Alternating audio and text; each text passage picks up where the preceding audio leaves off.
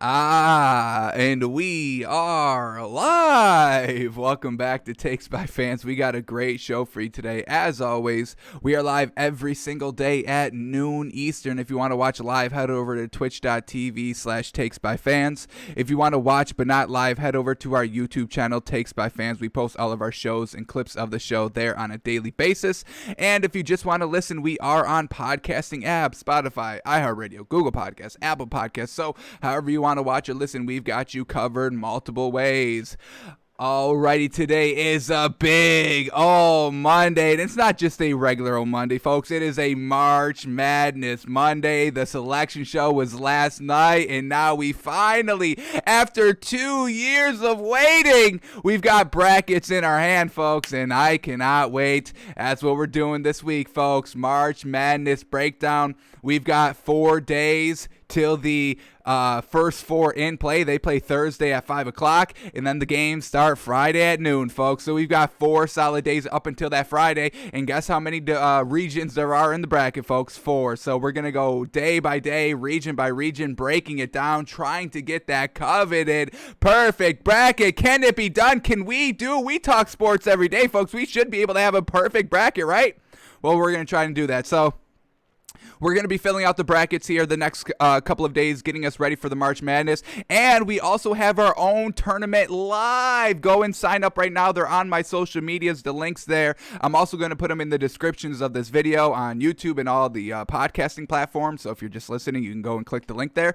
But it's on the bracketchallenge.ncaa.com, and you can just search Takes by Fans on groups and join it that way if you want. But we are doing a tournament here. I want to know what you guys are doing in your bracket. Can you beat the buff? Can you beat the podcasting guy? Well, it's a show, so let's not degrade ourselves by calling it a podcast. But can you beat us, Takes by Fans? Can the fans dethrone the ultimate fan? Can y'all do that?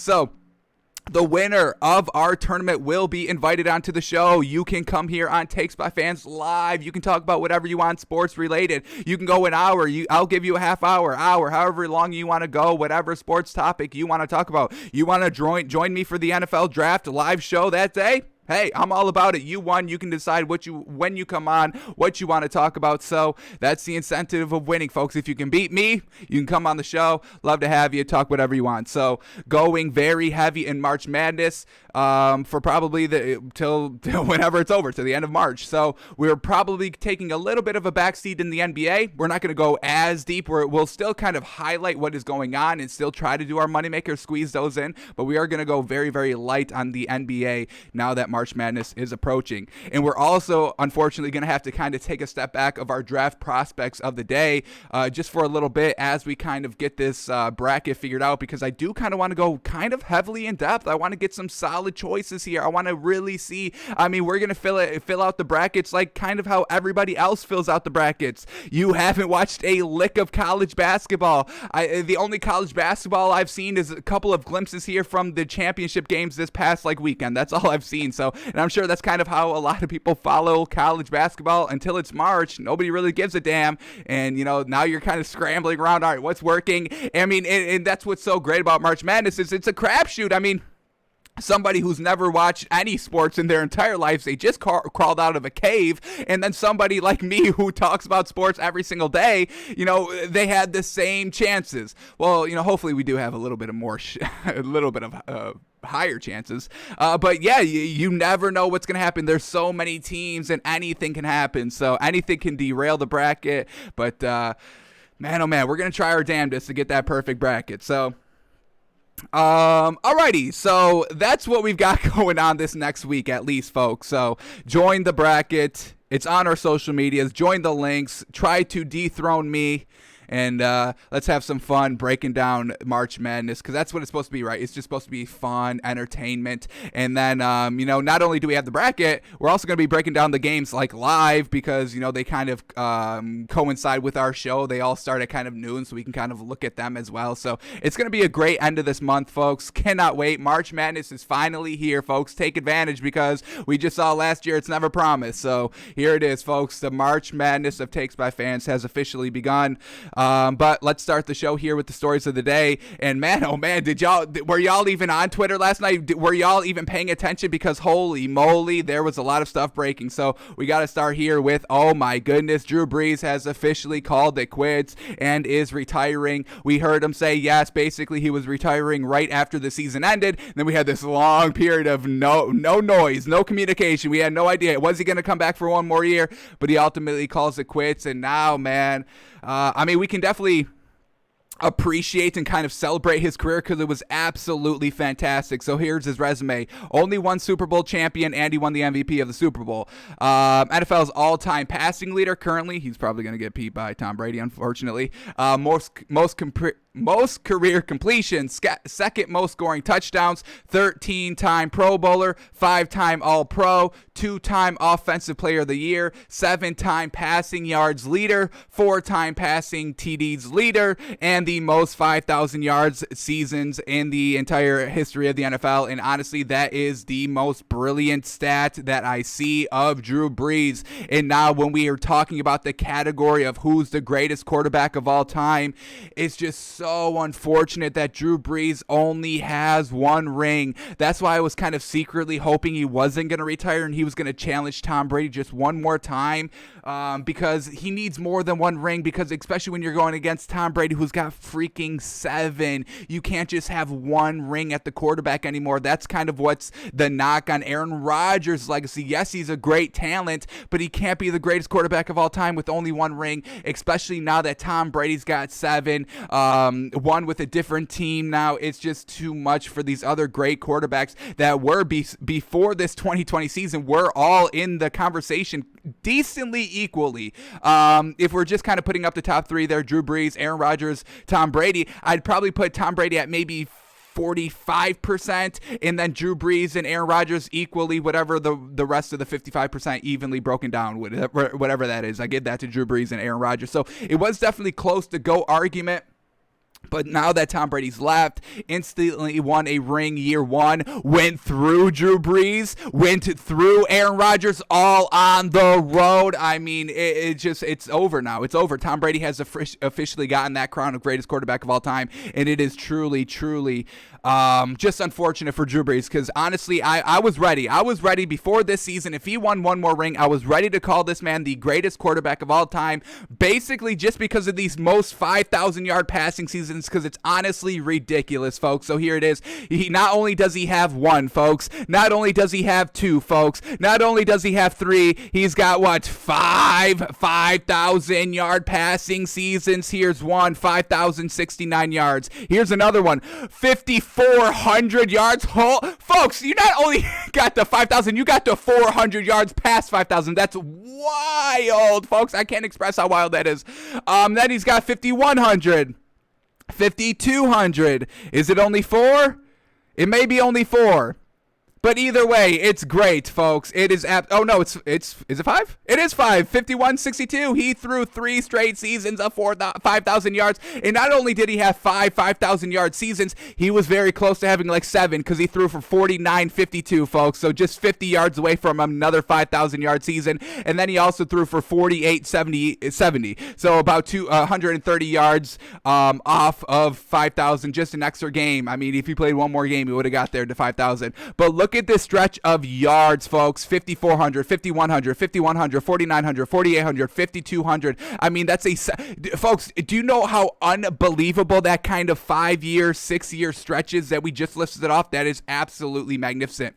And not only did he have the yards, he had the completion percentage to back it up. I mean, he's the only quarterback with multiple 70% completion seasons, folks. So basically, the 2 greatest things you can do, great completion percentage and a ton of yards. Drew Brees is like the only quarterback with multiple absolutely like astonishing stats here. We got 70% completion, 68, 71, 72, 74, 70, 70. Again, it's just wild. And when we talk about who's, also, in the conversation of greatest quarterback of all time, Aaron Rodgers, he's got no 5,000 yard season. Zero.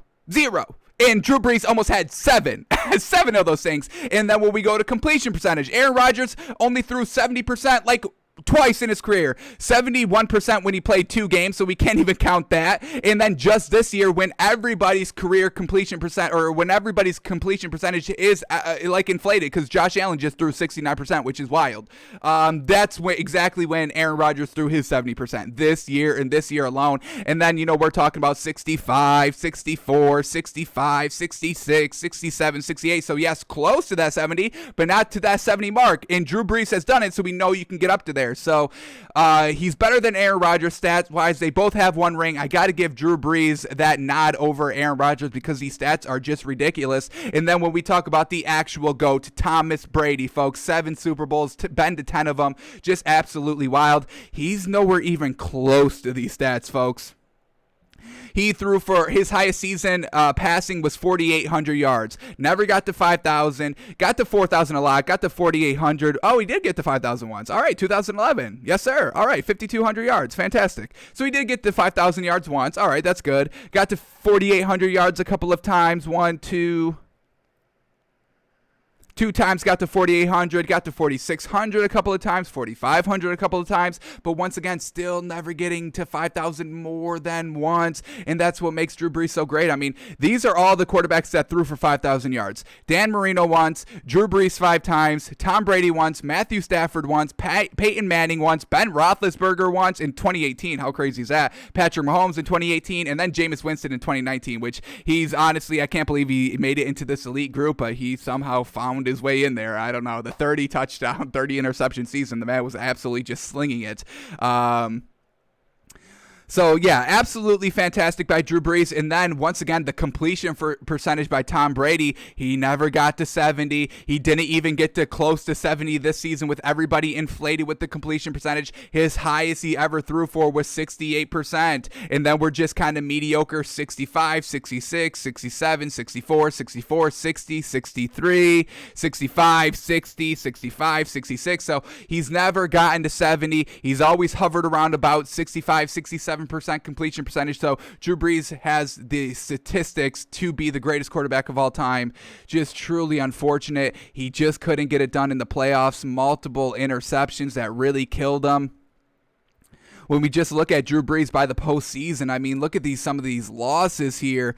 Losing 20-17 because he threw an interception. I mean, once again, great completion percentage his first kind of playoff game, but that interception, you cannot be throwing interceptions in the playoffs because you're going to lose. Usually games are close in the playoffs. You have one mistake, one turnover. That just gives the other team that one extra possession they needed. They won by 3, or Drew Brees lost by 3 this playoff game. He threw an interception. That's correlation right there. All right, then 2006, they got blown out here, but he also threw an interception. And here we go, the Super Bowl run, no interceptions thrown. He had a 71% completion percentage game and an 82% completion percentage game in that playoff run that got to the Super Bowl win, his lone Super Bowl win, but he did not throw a pick there. So if he's clutch, he can win his title, but he was just never clutch in the playoffs besides that one playoff run. And then once again, he didn't kind of benefit from a good defense because he put up 2 touchdowns and 400 yards in 2010 in their playoff run, but then lost first round to Seattle because they gave up 41 points. So he just wasn't clutch or never had, the backup defense where Tom Brady, he was always clutch and always had the great backup defense just in case he couldn't score a lot of points, a la the Rams Super Bowl where it was like 10-7. That was the final score. So Tom Brady, he was always clutch and he always had the defense to back him up. Unfortunately, Drew Brees didn't have the luxury of the defense and didn't have that clutchness gene in him, really. All right, let's just kind of finish out his playoff run here. 2011, they lose because he throws 2 interceptions in a playoff game. Then in 2013, he threw 55% completion percentage, so that's not going to get it done. He didn't throw any picks, but once again, just not that clutch gene, not being great. I mean, Drew Brees throwing 55% completion percentage is basically like garbage. That's not a good game by him. As we said, he's got 70% in entire seasons, folks. All right, then in 2017, he threw 2 interceptions against Minnesota. That's why they lose. 2018, he throws an interception against the Rams. That's why they lose by 3 points, 26-23. 2018, he throws a pick. That's why they lose by 6 against Minnesota again. Also, the pass interference calls because of that. And, Stephon Diggs, the Minneapolis Miracle, unfortunately. So, kind of got, just, short end of the sticks, these last couple of years in the playoffs. And then this year, 2020, he throws 3 interceptions against Tom Brady, folks. That gets you the loss. So just couldn't be clutch. And like we said, we could have given this man maybe a little bit of a pass here if he stepped it up this season, or if Tom Brady never won, or if he beat Tom Brady, but he lost head-to-head. He lost head-to-head to Tom Brady right now. And I know they're past their primes, but, Tom Brady is still winning championships. So what are we doing? We can't say age is a factor if Tom Brady's winning right now. So it's just truly unfortunate. I wanted to see this man go down as the greatest quarterback of all time. Man, why did you have to go to lose to Tom Brady this season? And why did you throw 3 interceptions? Darn it. And I know he was injured, and I know he was banged up, but that just speaks to how great Tom Brady is even more, because he doesn't get injured. Ugh. Tom Brady's to go, folks. Court is adjourned. I have ruled. I have ruled. It makes me upset, man. I wanted Drew Brees to be the greatest of all time, but it can't happen. It cannot happen now. It cannot happen now. They went head-to-head this season. It's it. It's over. It's done. They were never in the same division. Tom Brady always in the AFC. Drew Brees, Aaron Rodgers always in the NFC. And now Tom Brady switches over one season and instantly beats them. I mean, you cannot give them the greatest quarterback of all time now. It's unfortunate. It's unfortunate. But I think that's the reality we have to live in, unfortunately. Alrighty, but it's not all over for Drew Brees. This man is going to NBC's Football Night in America to be an analyst. He's not going to do what Tony Romo does, call the games. He's just going to kind of be in the studio, breaking down the pregame, for those 2 hours, hour and a half, however long Football Night in America goes. But yeah, I've got no problem with that. I don't know if he'll be a great announcer like Tony Romo. I mean, Tony Romo is just absolutely fantastic, and I never even thought. I mean, I didn't think he would be that great at talking, when he was with the Cowboys, always during the interviews. I never thought, that would be his gig, but he's the only announcer I actually listen to or like to listen to. Joe Buck and Troy Aikman are good too, but Tony Romo's in a league of his own. So Drew Brees, we can be seeing him on Football Night in America, breaking down the greatest quarterback of all time on Sunday nights. Tom Brady. Darn it. Alrighty, and then now here's the big question: Taysom Hill or Jameis Winston? So I'm sure y'all heard the story because the headline is just wild. And this just speaks to, once again, how we just said a couple days ago on the show that this kind of lowering of the salary cap has gotten these kind of teams and players kind of, lawyers and agents kind of scrambling to do whatever they can just to bring down the cost of these players just a little bit more. So the Saints are restructuring Taysom Hill's contract to a 4-year, $140 million extension, but it's all right because all those years are voidable and they actually free up $7.5 million by doing this. So it's just a lot of lingo in these contracts, folks. Taysom Hill's not getting 4 years, $140 million. They will be voiding those years as they come. But it's just, once again, this wildness of these contracts just to get everybody under the salary cap. We got Taysom Hill, backup potential third-string quarterback getting $140 million deals out here. But somehow that saves money. I don't get it because I obviously have no idea what contract language is. But hey, if it works, it works. But actually, I would kind of pay Taysom Hill $140 million. I think I would. I think I would give him actually that money. I do. I am a big fan of Taysom Hill as a passer, not a gadget guy. Alrighty, so now let's get into, let's say this before we get into that, but Jameis Winston is going to be brought back to New Orleans, but it's not guaranteed a starting role, so we are going to have quarterback competition at the camp. That is something that is going to happen. It is going to be Jameis Winston versus Taysom Hill. Do they bring in somebody else? That's still a possibility. I'm still sure they want to get Russell Wilson. I mean, now that Drew Brees is officially gone, they can make that good run for Russell Wilson or Deshaun Watson. So we'll see what happens there. But just the two quarterbacks right now, Jameis Winston or Taysom Hill, I think I got to give it to Taysom Hill, folks. I absolutely loved what he did this season. So let's break down. He played about 4 games for Drew Brees while Drew Brees was injured this season. So in his 3 starts, he went in his 4 starts, he went 3-1, folks, and he was actually good. First game up against Atlanta, they went 24-9. He had a 78% completion percentage, 233 yards, no touchdowns, no interceptions passing, but he had 2 rushing touchdowns. So he is a dual threat quarterback that is a true kind of dual threat because his passing ability, he can air it out and he can also run. I mean, this man's very, very explosive. He's maybe a step, maybe just a hair step behind Kyler Murray's speed. Yes, like that's how fast this man is. So He's got a great dual threat game. So game one, they win. Absolutely fantastic. No turnovers, 70% completion percentage, touchdowns, scoring points. That's what we love to see. Then the next game against the Denver Broncos, they win 31-3. He had 56% completion percentage, not great. He threw an interception, once again, not great. He ran for 44 yards, 2 touchdowns, but they were still able to score the ball other ways, and they put up 31 points, and the defense bails them out a little bit, only giving up 3. So not a great game, but they still get the win, so I'll take that. Then his third game, once again against Atlanta, he steps it back up. They get the win, 21-16, 72% completion percentage, 200 yards, 2 touchdowns, no picks, throwing the ball, touchdowns, no rushing touchdowns. But that's what this man can bring against the same team in a 3-week stretch. He ran for 2 touchdowns in one game, no touchdowns passing, and 2 passing touchdowns, no rushing. So he can switch up the game if he needs to. He can be the pure passer if he needs to. He can be more of a running kind of Lamar Jackson heavy running quarterback if he needs to. So he can switch up his game. Love to see that.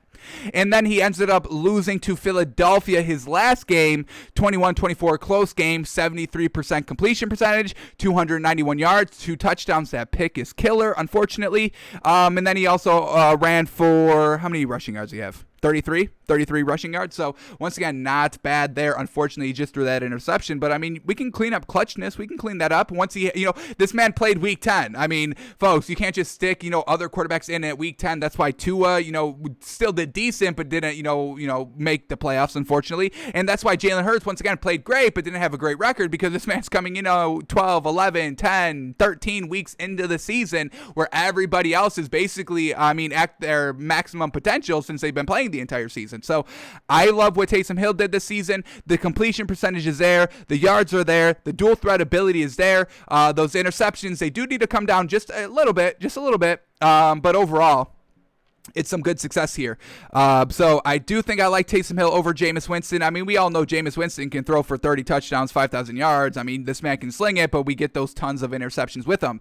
And, he did throw the ball a couple of times this season, just in kind of different spots with, Drew Brees still being out and, just kind of different gadget plays. And when we look at what Jameis Winston did, do I have it up?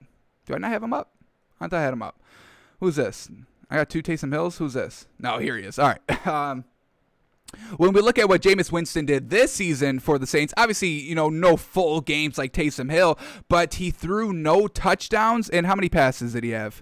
He had 11 attempts. So I know it's very small sample size, no touchdowns, no interceptions, which is great, but I think he was a little afraid to throw an interception because I think he thinks as soon as he throws that first interception, the Saints are going to be like, all right, we're done with you because you obviously haven't learned. I think Jameis Winston is thinking to himself, I cannot throw any more interceptions. As soon as I throw one, the stigma is back on me, and I think that's affecting his throwing ability just a little bit. That's why he's not airing it out, and that's great that he's not airing it out and kind of being careless with the ball, but I don't know if he can get that great in-between balance. I think Taysom Hill is a little bit more of a fresher start, a little bit of a cleaner slate, so I think we got to go with Taysom Hill here, but we'll see what happens. We'll see who they choose, and we'll see if they get Russell Wilson, because that's still a big old possibility. And I still don't know if Jameis Winston learned from Drew Brees' speech. I mean, we get Jameis Winston's infamous, let's go out and eat a W. That motivated absolutely nobody, turned him into kind of a clown. And then we get this right here.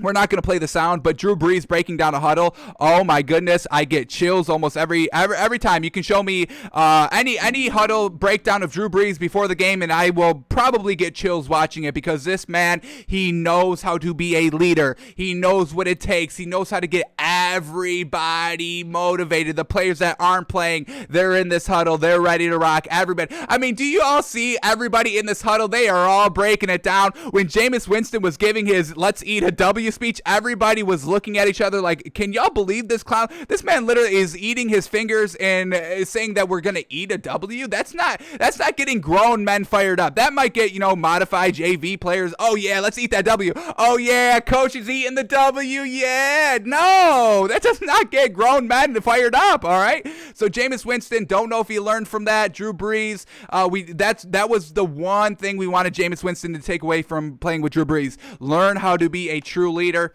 We haven't seen it because I have not seen. Well, first of all, he's never been the starting quarterback, so he can't break down a huddle if you're not going to be the starting quarterback. And second of all, I just have not seen him kind of interact on the sideline with the Saints players or anything like that. But folks, once again, I mean, we're going on a 3-minute highlight clip here. We're not going to watch all 3 minutes, but every single clip is everybody involved. Look at this. Everybody is fired up. Everybody's hands are in, and that's really kind of the true test of a great kind of breakdown, a great kind of pregame huddle is everybody in the back. You know, these rows can go a couple deep because there's so many players and so many people there, but is everybody putting their fist in? Is everybody in the back row? First of all, can they hear you? Are they believing what you're saying? Can they still feel the energy, you know, a couple of yards back, not being in that center? Are they putting their hands in when Drew Brees talks? You bet your ass they are, because Drew Brees, once again, he can command a huddle, he can command attention, he can command respect. This man is an absolute leader on the football field. So if Jameis Winston can take this away from Drew Brees, then maybe I give him a chance at the starting position. But we'll see what happens. I mean, honestly, this Saints offseason is going to be great because I think they do have some great, you know, potential here at quarterback. I think Jameis Winston can be a great backup, or Taysom Hill can be a great backup. Whoever does get the starting job, I think they do still have decent success. I just think Taysom Hill brings a little bit more to your offense because Jameis Winston is really not a dual threat quarterback. He's got the arm. Nobody's doubting that. I mean, when you put up 30 touchdowns and 30 interceptions, we know you can sling the ball with 5,000 yards. We know you can sling the ball, but can you be kind of, you know, can you win the games? Can you be the leader? And that's just the one blind spot we have on Jameis Winston. So we'll see who the Saints actually pursue as their guy. But I honestly think it's going to be a flip of a coin. And like we said, it is going to be a competition, but I think I give the edge to Taysom Hill. Alrighty, so Drew Brees. We bear you farewell, my man. We were rooting for you. We were rooting for you. The Tyra Banks speech. We were rooting for you. We were all rooting for you. How dare you disrespect us by throwing 3 interceptions against Tom Brady? Ugh. Unfortunate. Alrighty, let's move on because another player got signed. So one leaves and one gets signed. So here we go. Packers are re-signing running back Aaron Jones, and I think that's absolutely fantastic. He's got a 4-year, $48 million deal. I think that's exactly the range, exactly how much he's worth. He's got back-to-back 1,000-yard rushing seasons. That's absolutely fantastic. He's got the big playability. He can hit it up the hole, right up the middle, and beat everybody. If it's a clean kind of hole up there, he can beat the safeties to the end zone. He can cut back outside and, you know, rip off 50 yards whenever he wants. And once again, this just kind of goes to, you know, Aaron Rodgers maybe not wanting to kind of be in the same situation Drew Brees is when he retires with the only one ring. So the Packers re-signing a great running back. Now you still have a great passing game with Drew Brees. You've got a great running game with Aaron Rodgers, and now you can make another run at the Super Bowl. I mean, you were at home against Tom Brady this season, so I actually don't know what more he needs, but we'll see if he can kind of, you know, let me get another crack at it. Same roster, same talent, so I think this signing for the Packers is absolutely great. Well, and like I said, I mean, we can compare it to some other running backs in the league. You know, he's averaging about $12 million a year, and that's fine. When we look at the highest paid running backs here, and this is just an average, you know, this is, you know, what their contract is over the years and their signing bonus and all that. That's included into this. So Christian McCaffrey is getting paid about $16 million a year. He's the highest paid running back, which I think is disrespectful. We'll get to that when we talk about it. Alvin Kamara is at $15 million, so the dual threat kind of running backs, the great running backs, but can also catch out of the backfield and take it the distance. Those are the two highest running backs paid in the league. Then we get Ezekiel Elliott at $15 million. Oh my goodness, grossly overpaid, disgustingly overpaid. Did you see what he did this season without Dak Prescott? The man was not a leader. The man did not get it done, so he deserves none of that money. And then we get Delvin Cook at $12.6 million. Decent value for him as well. He's very good. I think he's kind of right on par with Aaron Jones. He's got the big playability, can be your kind of, you know, franchise running back. He can get you those 1,000 yards every single season that you want to see, and you can win some games because of the running ability. So I've got no problem with Delvin Cook at $12.6 million. This is where I do have a problem with these running back contracts, is that Derrick Henry is only getting $12.5 million. Derrick Henry, I would give Derrick Henry, Patrick Mahomes contract. Give this man 10 years, $500 million. That's what Derrick Henry truly deserves, folks. And the fact that this man's not the highest paid running back in the league is absolutely blasphemous and is disrespectful. He is hands down the best running back in the league right now. He's only 3 seasons in, getting better every single season. This man will go down as the greatest running back of all time. You cannot change my mind on this. He will be the greatest running back of all time. Folks, if he can stay healthy, which I think he can, let me knock on wood because I don't even want to put that out. I don't even want to put that out there. But Derrick Henry, he is so big, so strong, so fast. You cannot bring him down by only one person alone. He's had walk-off touchdowns just going up the middle and breaking out to the right after he broke 4 tackles and cleaning off those last 30 to 25 yards to the end zone to walk off against Baltimore this season. He's super freaking consistent, folks. They just got to the AFC Championship game 2 years ago. They got back to the playoffs this season, and kind of the thing that is holding them back a little bit is, Ryan Tannehill at the quarterback position. It's good, it's solid, it's serviceable, but we know it's not going to win that AFC Championship game, and it's definitely not going to win a Super Bowl. But Derrick Henry is the big old Band-Aid over Ryan Tannehill. Definitely, Derrick Henry elevates Ryan Tannehill more than Ryan Tannehill elevates Derrick Henry. But this man's grossly underpaid here at $12.5 million a year. And then we get Aaron Jones at $12 million. So, and then Joe Mixon at $12 million as well. So when we're kind of looking about at the running backs better than Aaron Jones here, Derrick Henry is better than Aaron Jones. I take Derrick Henry all day long. When you compare it to Delvin Cook, I mean, they're basically the same. I think I may take Aaron Jones over Delvin Cook. I think they do both still have a little bit of fumble issues, which is not great. But I think I think Aaron Jones is a little bit quicker than Delvin Cook. I think.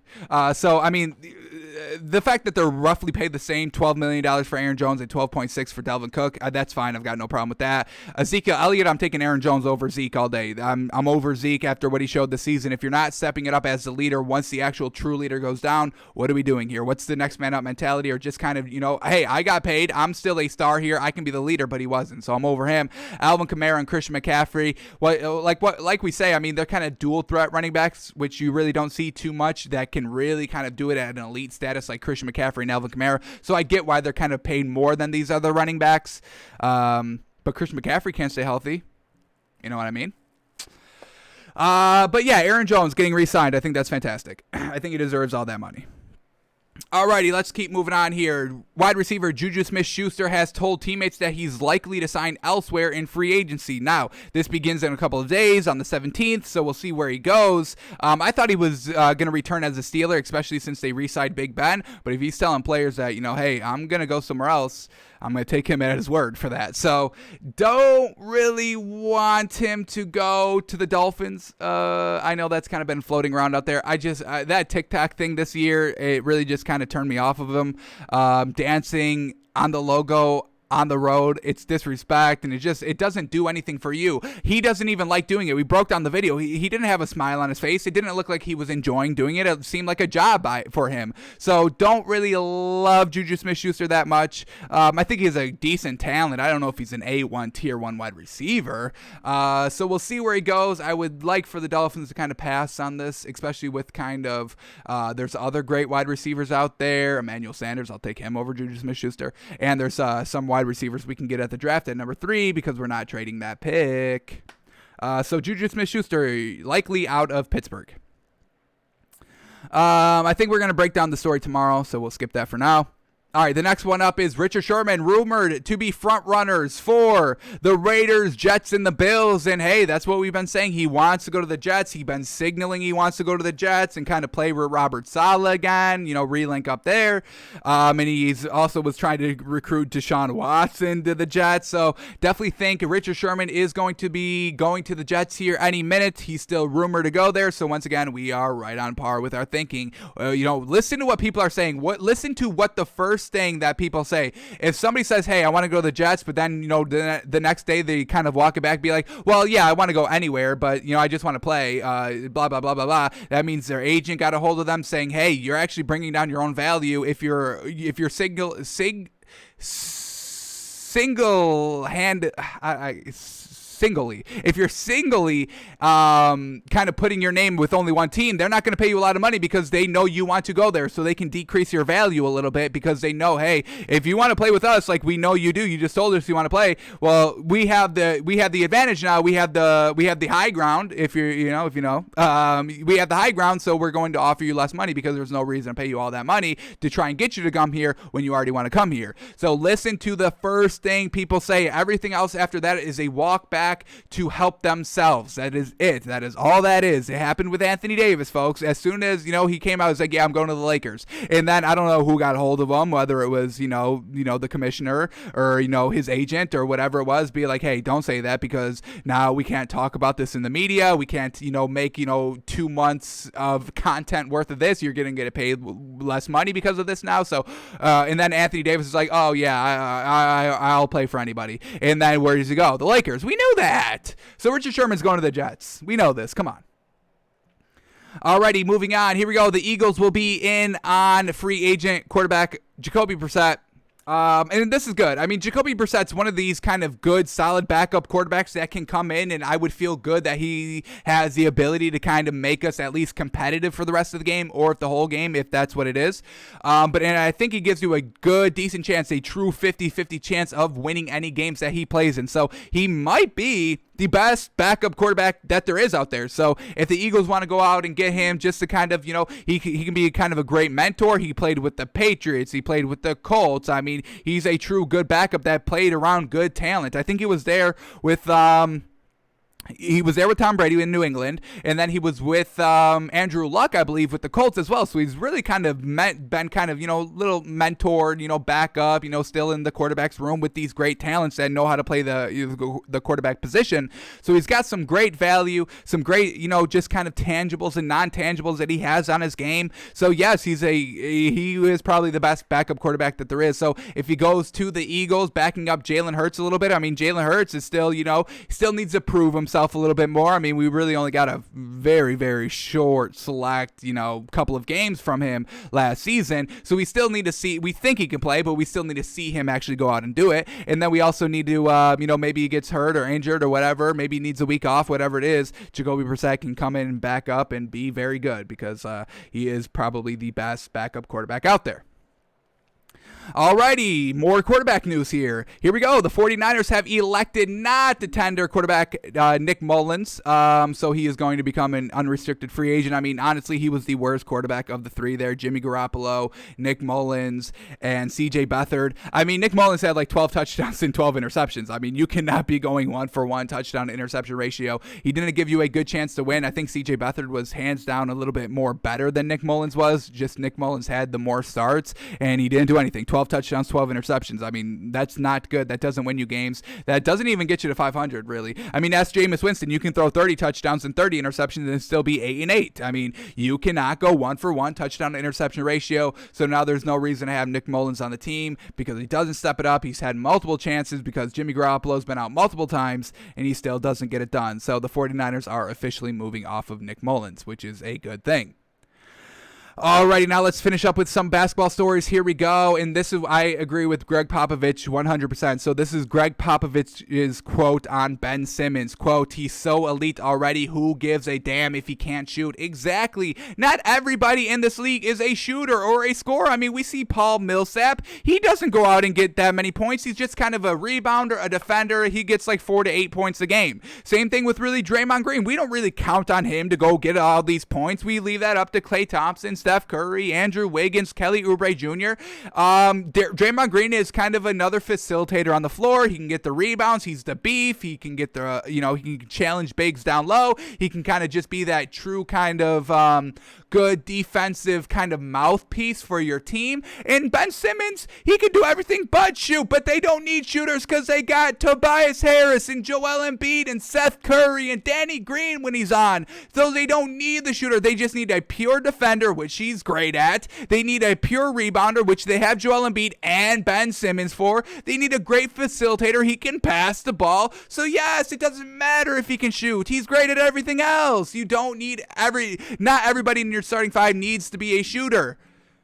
You need other things. You need rebounding. You need assisting. You need floor vision, floor general, floor captain. You need just kind of a presence of defense, coaching up the other guys. So, yes, I agree 1,000% with Greg Popovich. Ben Simmons is fine. Leave this man alone. They're working. It's getting it done. They brought in the shooters. They brought in the offense. They're fine now. Ben Simmons is fine, folks. Relax. Relax. Alrighty, yesterday against the Clippers, the Pelicans, and one of our favorite kind of, up-and-coming players, Jackson Hayes, who we love watching, got absolutely a ton of minutes last night. It was like 16 minutes through 3 quarters. Don't know what he finished with, but minutes-wise. But just look at what this man can do. We know this man's big old athletic. This man needs to be in the dunk contest, folks, putting people on posters out here against a Clippers team. This man was rocking and rolling all night. Love that Jackson Hayes was getting love. Everybody was tweeting about him. I absolutely love that this man's getting attention. Derrick Jones Jr. and Jackson Hayes, they have freakish athleticism, folks, and they need to be a bigger part of the offense on the respective teams. But love that Jackson Hayes getting more minutes out here. If he's coming off the bench, watch out, because this Pelicans team, they can flip the switch, folks. If they flip the switch with Jackson Hayes, they can make a run for a kind of an upset in the playoffs. So watch out. If Jackson Hayes gets more minutes, the league is going to be in trouble, folks. Alrighty, we get a little bit of a rumor report here. Portland and Minnesota have both shown trade interest in Aaron Gordon. Portland, that'd be great. If you can go to Portland and kind of just be a nice number 4 there, I've got no problem with that. Helping out the Blazers a little bit, that would kind of be a little bit of a super team. Damian Lillard, CJ McCollum, Aaron Gordon, Yusuf Nurkic. And then you still have Enes Kanter coming off the bench and Derrick Jones Jr. probably coming off the bench. We could get a real deep Portland Blazers team. So the only one thing I really don't like about him going to Portland is that, I don't know how he's going to fit in chemistry-wise in that kind of role there. He's not going to be the clear number 1, probably may not even be the clear number 2. I think we still got to give it up for Damian Lillard and CJ McCollum once he comes back. But we saw Aaron Gordon and Vucevic not really work together in Orlando, so is he going to fit with some other players? Now these are guards where Vucevic is the 5, the center, so he may have better success there, but didn't really love what we saw with the kind of 2 big superstars there in Orlando. And then if he goes to the Timberwolves, why would you go to the Timberwolves? It's the exact same team that you're on right now, the Orlando Magic. They have one other great big, Karl-Anthony Towns, Vucevic. You don't work well with Vucevic, you're not going to work well with Karl-Anthony Towns, and they've got no other great superstar, so you're going to another trash team with only one superstar who we've seen you really can't really play that great and kind of well with. You both can't have great nights together, and there's no great other supporting cast. So why would you go to Minnesota? It's the same exact environment. So not sure where he's going to go, but he's probably not going to be in Orlando anymore. Alrighty, then the last story of the day. Here we go. The Celtics are interested in John Collins. Now, let's just say this. Let's finish up the tweet here. The asking price is, quote, a high-level first-round pick and or a talented young player. Well, the Celtics don't have a talented young player. They don't have that. They don't have that depth. So if the Hawks lose John Collins, they just lost their third, and the Celtics cannot replace that third this season, so they're not going to go anywhere this season. If they get a high-level first-round pick, then we're talking about another year out that we have to wait for this Hawks team to be good. And then, is Clint Capella still going to be there? Are they going to have to get rid of him? Or Trae Young, is he going to start to go down a little bit more, which I don't think he is, but we're still delaying the success of this Hawks team. I don't like it, and the Celtics don't have anything to really trade for John Collins. Who are they going to, Semi Ulije? No, that's not going to work. Kemba Walker, they already have Trae Young. We don't need that. Give us Jason Tatum. Give us Jaylen Brown. Then we're talking. We'll give you John Collins for that. I don't really see John Collins leaving to the Celtics. They really don't have anything to really offer, except the draft picks. But do we really care about the draft? Come on, folks. Relax about draft picks. They're not that great. Alrighty, that is all the stories we needed to talk about. I know we went real heavy on the stories today because there were so many. Drew Brees, we had to cover that. very much in depth, and now we still have to talk about, there's just so much. There's not enough time in the day to talk about these. So we're going to quickly, because we still got to talk about March Madness, and we're already 45 minutes in. So we are going to quickly go over the NBA. We're not even going to do a Moneymaker today. We may do it a little bit later. Check my Twitter for that. But here we go. Last night in the NBA, Grizzlies losing against the Thunder. What the heck is up with that? Come on, Grizzlies.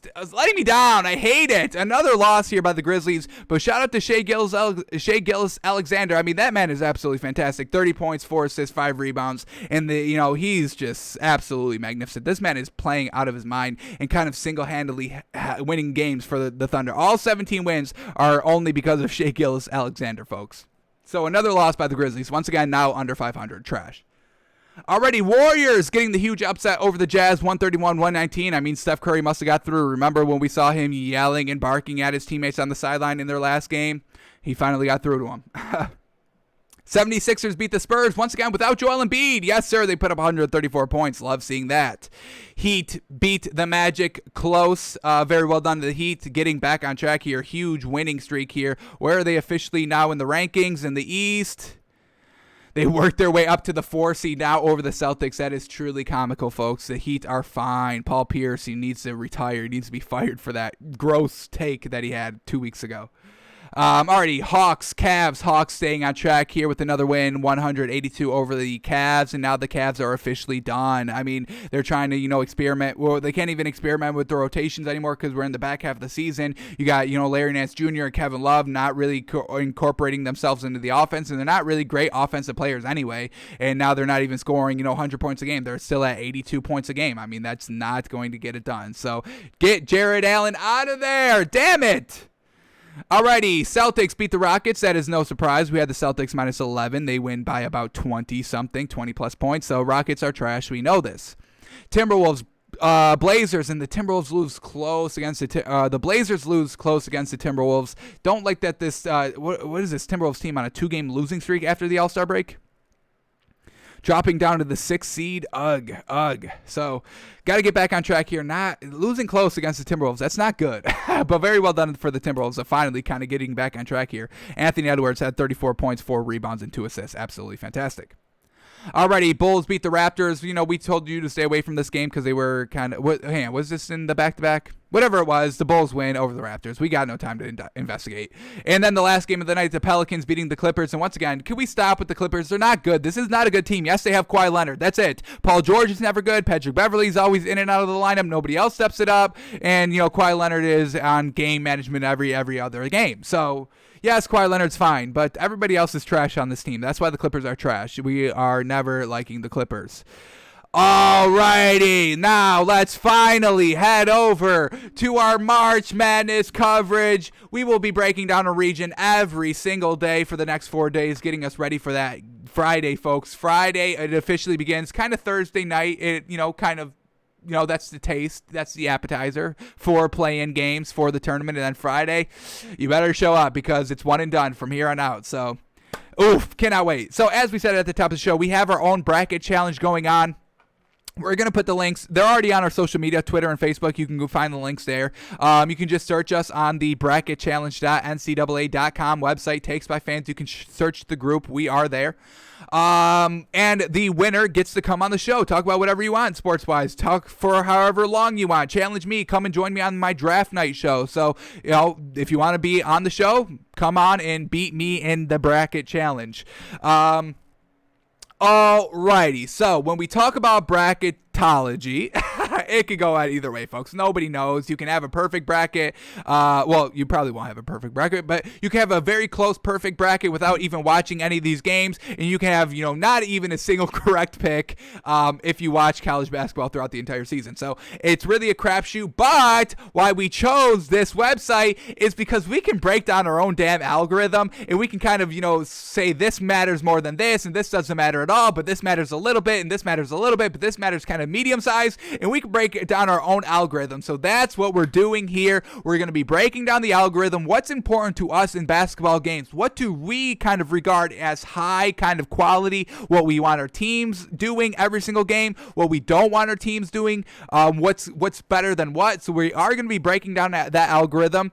And then just kind of in a grand scheme of things, we want a good guard. We want a great shooting guard that can put up the points and put up the assists and facilitate the floor. And then we also want a great big for the rebounds and the under the basket scoring, like a Rudy Gobert. But a good coverage shooting, a good coverage of the outside shooting big, so maybe a little bit more of a Jokic type that can guard the perimeter, an Anthony Davis type that can guard the perimeter and get the rebounds and score the points.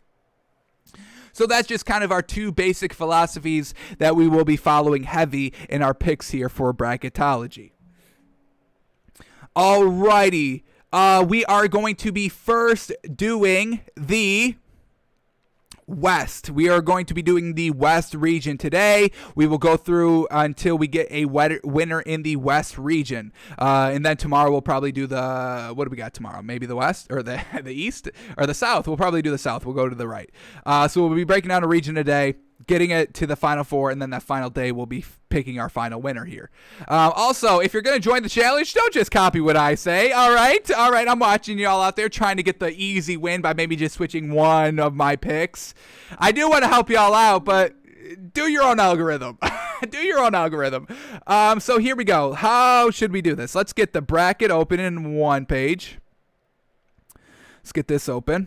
Alrighty, and then let's go to this bracket IQ and start perfecting our own algorithm. So here we go. Once again, I highly urge everybody to do this. Whether you're going to do it in our challenge or a different or a paid one, whatever it is, I highly suggest going to the bracketchallenge.nca.com website and then going to the Bracket IQ tab and then going up to the matchup analysis in the calculator matchup, and then where at the bottom of the screen it says create custom analysis. That's where you can start breaking everything down and formulating your own algorithm that will kind of help you out and just give you a good matchup analysis of who should win the game. They're going to spit out a probability out of 100% for each team. So if one team gets 80%, the other team gets 20% of who should win the game based on your algorithm, based on the players that they have this season. So that's what we're doing here. So before we pick any games, we have to pick our algorithm. So here we go. There's some basic stats and advanced stats, and then we can choose if we want it to count, if we don't want it to count, if we want it to count high or low. So here we go.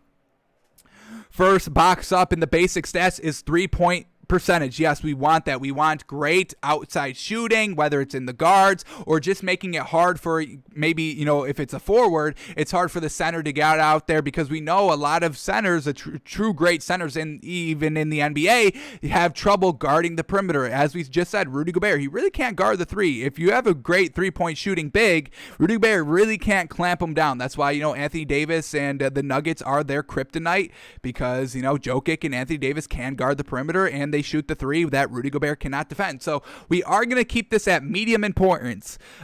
You can click it. If you click it, it takes it into account, and then you can decide whether it's low importance, medium importance, or high importance. Unfortunately, you can't do, like medium high. I wish I could have gotten down to like true percentage, like give me like 62%. I want this to count like 62% heavy.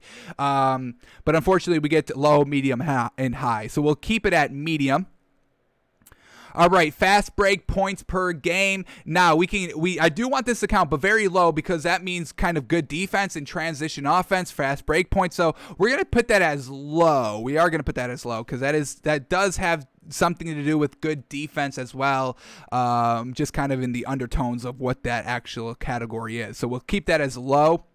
Field goal percentage, yes, that's going to count high. You've got to be shooting good as a team. I mean, yes, you can get up a lot of shots, and that's maybe why you're scoring a lot of points, but I want to see you shoot well. Everybody shooting well, and that's what field goal percentage is going to show. Everybody 1 through 5 shooting well. That's why we're going to rank it high. We need good shooters out here.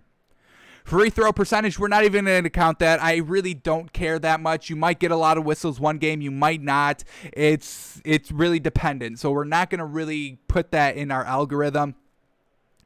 Alrighty, opponents' points per game. Yes, we are going to count that high. How great is your defense? Are you able to keep that scoring by the other team very, very low? So we are going to count that opponents' points per game. We're going to count that as high. Points in the paint per game, we are going to count this as medium importance because, once again, we want a good scoring big. So if you're scoring all the points down low, you probably got a good big down there. So we'll take points in the paint as medium importance. And then we'll go points per game. Once again, high importance here just because, I want to see what you're putting up against what you're giving up. How good is your offense compared to your defense? Are you beating teams by, 10 points a game? Or are you just barely squeaking out some wins, like 1 point a game? So we're going to count both the opponent's points per game and the points per game that the team has, as high importance. So we get a good overall kind of look of the team. Alrighty, seed. We're not going to count that at all. I don't care where, the selection committee ranked the 1 and the 16 or the 4 and the 5. That's got no value to me. It's got no value to me. So we do not care about the seed. Turnovers per game. We're not going to count too much. Should we? I'm not even going to count that. Win percentage, not really going to count that. Are we going to count win percentage? Win percentage just should come out of this other ones as well. So I'm not going to count win percentage as a high factor of who should win a game or not. Steals per game, once again, yes, it's good defense. Maybe we'll do steals per game as low importance, very low importance. Alrighty, rebound margin. Yes. All right, we're going to count that as high importance. Once again, is that telling us you have a good big? I want to see you have a good big. Good big, good guard. That's all it's minimal. That's all we're looking for. Good guard, good big. Good outside shooting guard, good underneath scoring big. That's what we're looking for. So rebound margin, we are going to count that as high. Last 10 games win percentage, not going to count that. Like we said, we're not going to count win percentage. I do not care what you've done kind of, just in the tournament or what you've done in the beginning of the season or the end of the season. I want totality, what you are as a team. Already blocked shots per game, a little bit of a niche category, kind of like steals. You could have 1 a game, which is still good, and that's good defense. But at the end of the day, it is only 1 possession. And I know games are going to come down to 1 or 2 possessions. I get it. But of what else we have, not going to count it too high here. And then the last basic stat in our algorithm, offensive rebounds per game. Let's count that as medium we have rebound margin. Let's count it as medium importance, getting those second chance opportunities. That's why we want the good guard and the good big. The good guard takes a good 3. Unfortunately, it misses. The good big gets the rebound, kicks it back out to the good guard. And then the good guard still wide open because everybody crashed the board for the rebound. He actually cashes the second attempt. So we will take offensive rebounds per game. Should we count it as low or medium? Let's count it as low because I do want to see what you're doing rebounding overall. So we'll take offensive rebound as low importance. Alrighty, now let's go to advanced stats now. Here we go. Adjusted performance. Let's see what this is all about. A measurement of how impressive a team's record is, calculated by combining strength of schedule with winning percentages. A higher number is better. Yes, that's what we want to see. Your record, but compared to your strength of schedule. Are you 20-0 because you face garbage, or are you 20, or let's just say 15-5 because you face actually great hard teams? So we will do adjusted performance, medium importance, higher number is better. Let's keep that in mind. Alrighty, defensive efficiency. Let's see what this is all about. The number of points a team allows its opponents to score every 100 possessions. A lower number is better. Let's again click on this one and we'll count it as medium importance. This is kind of what we were trying to get with some of these, just kind of opponents' points per game. So that's kind of, piggybacking off of that stat a little bit. So we'll count that. All right, net ranking. Let's see what that's about. A comprehensive ranking of all the 353 Division I teams based on a complex formula developed by the NCAA. A lower number is better. A formula, by the NCAA. Not going to count that too much. I don't care what the NCAA says. That's why we're doing our own algorithm here. We don't want anybody else's algorithm. So we'll leave net ranking out. Offensive efficiency, yes, sir. Let's make sure what this is about. The number of points a team scores for every 100 possessions. So defensive, how many points you're giving up per 100 possessions. And offensive efficiency, how many points you're scoring per 100 possessions. So once again, like we take defensive efficiency at medium importance, we'll take offensive efficiency at medium importance as well. Alrighty, second chance points. All right, interesting. That kind of goes a little bit with the rebounding, the offensive rebounds per game. So let's take second chance points. That's once again low importance to match our low importance of offensive rebounds in the game, because once again, they kind of go hand in hand.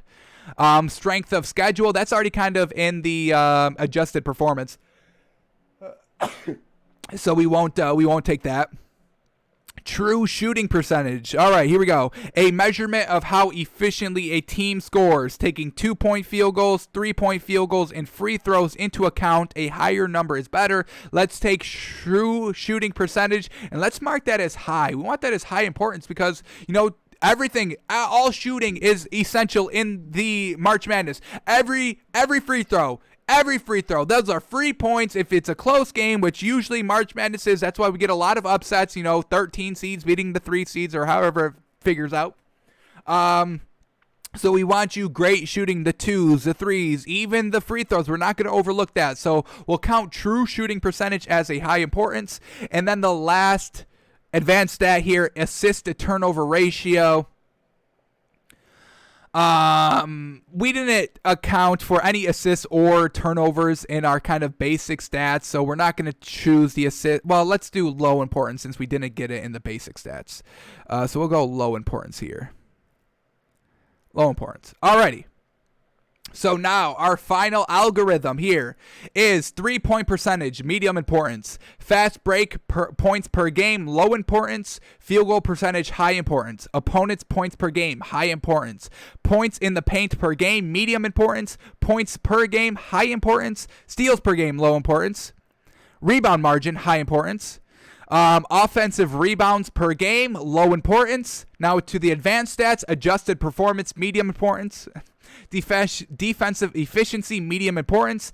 Offensive efficiency, medium importance. Second chance points, low importance. True shooting percentage, high importance. And assist to turnover ratio, low importance. That is our official algorithm for the 2021 NBA or NCAA March Madness, folks. So here we go. Let's start calculating. So now we have our official algorithm all good. Now we can go and start putting in these matchups in the analysis calculator, seeing how these percentages are shaking out, and if it's a little close, we can go a little bit into kind of their depth. How's their team overall performing? Because we have this other website, and I want to shout out this website real quick, basketball.realgm.com. This is like the only website where I can go and look up any college team and see what the starters are doing. When I look at an ESPN depth chart, I can kind of see everybody on their team, but I don't know their depth chart. I don't know. I haven't watched college basketball, so I don't know who's the starters. And I couldn't even find kind of points per game or rebound a game. So shout out to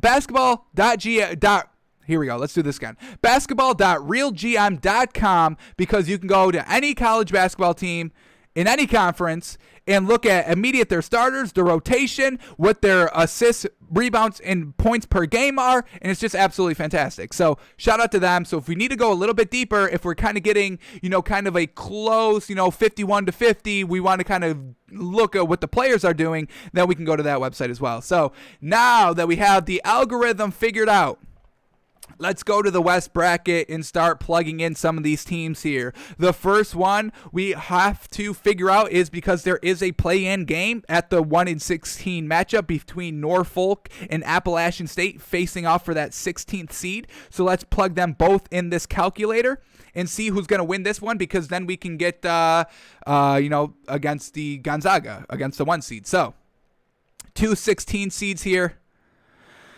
And it says that Norfolk State is going to get the win. But once again, this is close. They give it to 28.9% to Appalachian State and 31% to Norfolk State. And those are both out of 100. So they got Norfolk State closing out quickly. This is a 16th seed, so we're not going to spend too much time on it, especially in our bracket. We're not choosing play-in winners. So we'll just have Norfolk State taking the win here. And now let's compare them to the 16th or to the 1 seed Gonzaga in the West to see who's going to get the win here in the official 1/16 matchup of Norfolk State versus Gonzaga. Oh, that's Hartford. Alrighty, Gonzaga. I just had it. Here we go. Alrighty.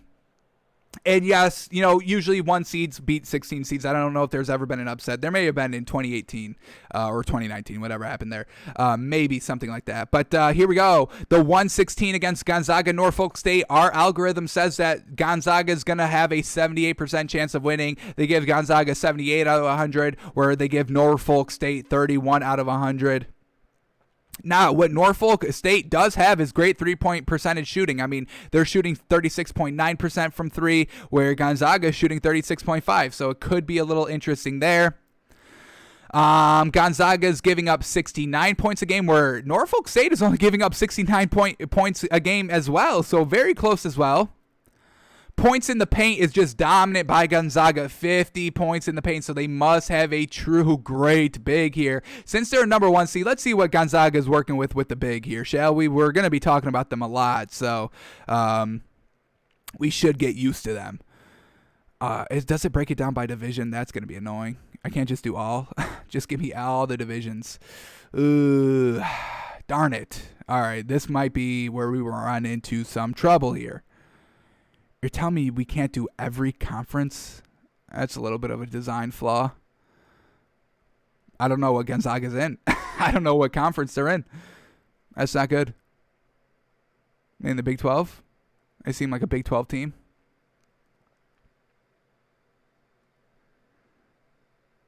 They're not.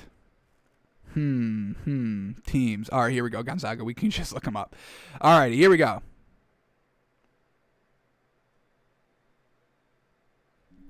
Alrighty, Gonzaga's big is Drew Timme, Timme. Let's see what this man is doing.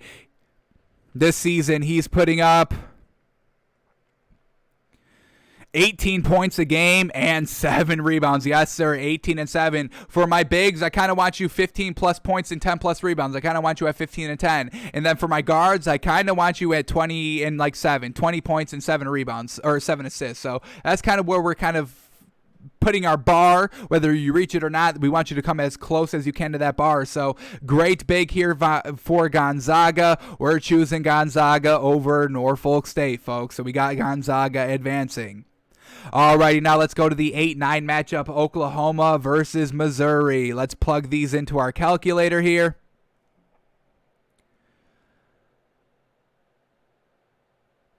What were the two names again? Oklahoma and Missouri. Alrighty.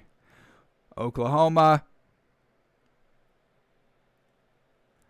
and Missouri. See what the numbers they spit out at us are. Ooh, close one here. 31.3 for Oklahoma and 29.8 for Missouri. So close matchup here. We're just going to say the points is always out of 100, folks. So 31 out of 100 for Oklahoma and 29 out of 100 for Missouri. Alrighty, so very close here. So let's go a little bit into the stats here to kind of see where they're differing. 3-point percentage is Oklahoma by about 1%, shooting 33%, and Missouri shooting 32% from 3. Field goal percentage, both at 44%. Now opponents points per game. Oklahoma is holding teams to 69 points. While Missouri's holding teams to 71 points. So Oklahoma is better defense there. Now their points per game is 74, where Missouri's is 73. So the scoring output is about the same, and those opponents' points per game is about the same as well. So very, very close here. Steals per game, Oklahoma's got it by about a couple of points there, 7.4 steals a game and 6.7 steals a game for Missouri. Offensive rebounds, they're both at 8.7, so they got some great bigs there.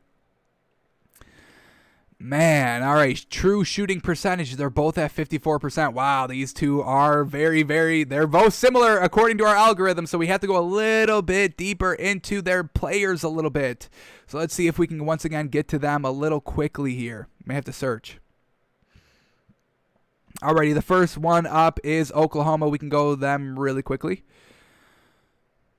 Alrighty, so Oklahoma, do they have a good guard and a good big? So here we go. Their guards, 10 points a game. 4 assists for their point guard, 6 points a game, and 1 assist for their shooting guard. All right, not great there. And then for their big,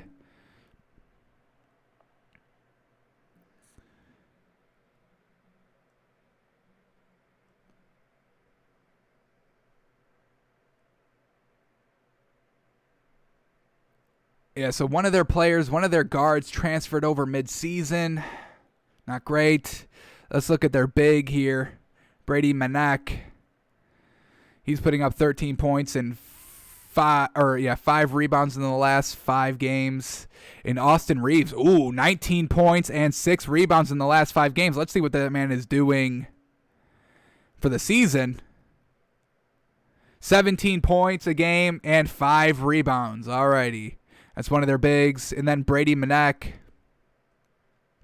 They're big. They're 10 points a game and 5 rebounds. Alrighty, so their bigs not showing us anything great. The 19 points, I'll give it to them. Let's just say their guards really aren't showing us anything that big. Alrighty, so now let's go to Missouri.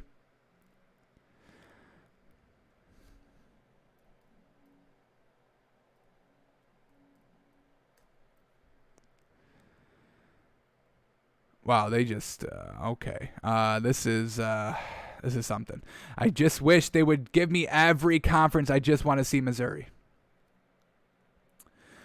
Ugh, this is where we're running into an issue, folks. I did not take this into account, unfortunately. Missouri. Does it tell us what conference they're in?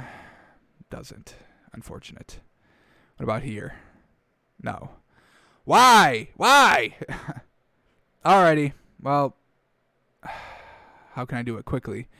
Missouri. O-U-R-I.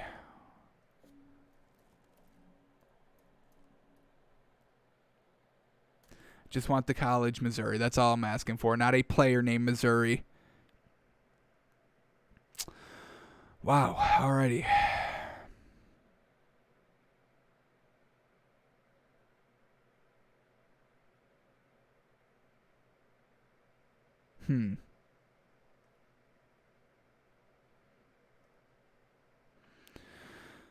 Alrighty, we might be able to do it like this. Are they in the top 25? No. Dang it.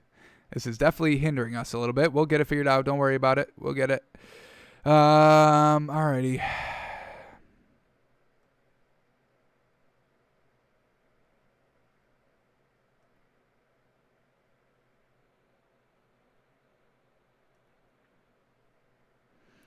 Let's just do A to Z then.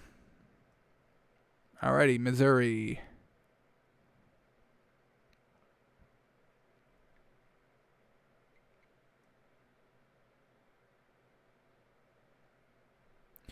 Alrighty. Alright, so now for Missouri. Do they have a good big or a good guard? Here we go. Alright, their guards averaging 12 points and 1 assist in the last 5 games. Their other guard is putting up 14 points and 5 assists. Their bigs, 9 points a game, 7 rebounds, 9 points a game, 5 rebounds for their bigs. So just off their bigs, we like Oklahoma's bigs better. So we're going to go Oklahoma, not upsetting. It's an 8-9 matchup, and the 8th seed wins, Oklahoma. Alrighty, Oklahoma had a better score, and they had the better bigs, so that's why we're choosing Oklahoma. Alrighty, now the next matchup here, Creighton and UCSB. Don't even know what the heck that is. So here we go. Let's plug them into our calculator. Creighton and USMB, USCB, something like that. We'll start with the U's. And they're not going to break it down like that. Alrighty, great. Who the heck is USCB, folks? UCSB.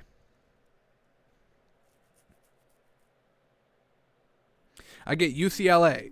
That's all we're getting. So let me Google UCSB. UCSB. Who are they? What? Okay, that's not. They are not the U.S. Chemical Safety and Hazard Investigation Board. I'll tell you that. Oh, that's funny. All right, USCB basketball team.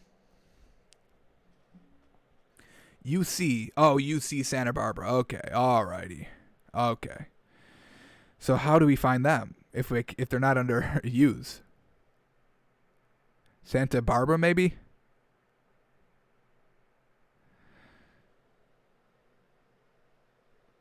All right, now we're running into another problem. We can't find this college to put into our calculator. Oh boy. The first regions, that's where all the hiccups come out.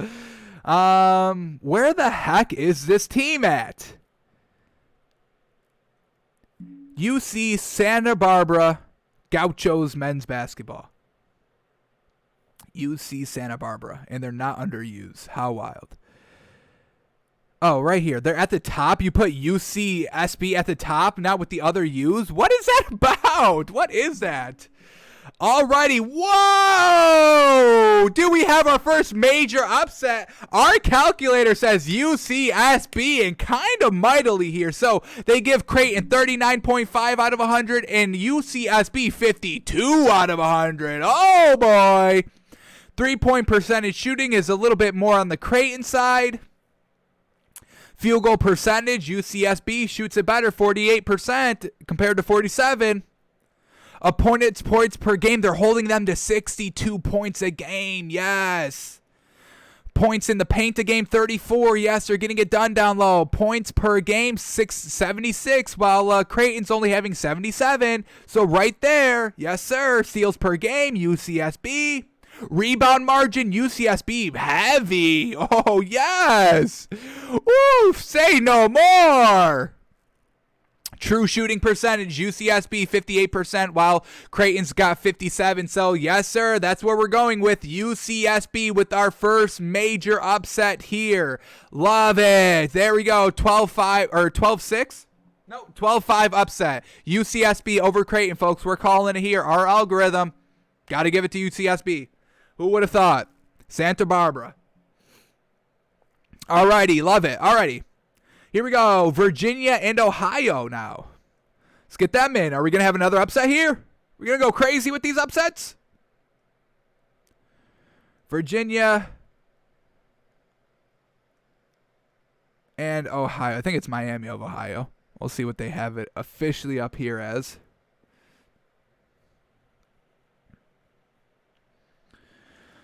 Alrighty. Ooh, close one here, but Ohio is rivaling. They give Virginia 40.9 points, where Ohio 42.9. So 2 points higher for Ohio. Let's check these stats a little bit more. 3-point shooting goes to Virginia by 2, 38.1 and 36.1 for Ohio. So Virginia's got the better 3-point shooting. Fast break points is definitely in Ohio's favor. All right. We don't count that one too much, though. All right, what else do we get here? Opponents' points per game. Ooh, Virginia only holds them to 60, though, where Ohio's got them at 73.3. Now let's go to their points per game. Wow, Ohio's putting up 80.9 points per game now. They are in a kind of a weaker conference. They should be in the MAC conference, which is a little bit worse than basketball. So I think I'm going to take the defensive of Virginia here, holding them to 60 points a game in a better conference. And now the points per game is a definite big problem here. 68 points a game for Virginia, while Ohio's putting up 80.9. Now, I know that, Virginia's facing better teams and Ohio's facing worser teams, but still, you're only putting up 68 points a game, and it doesn't matter who you face now. It's just how many points you're going to put up at the end of the day. Oof, this is tough now. Steals per game goes to Ohio. They're great defense. Wow. Alrighty. Well, damn. The defense is telling me to take Virginia. The offense is telling me to take Ohio. So let's go to. How did I do it last time? Alrighty, let's go to Ohio here.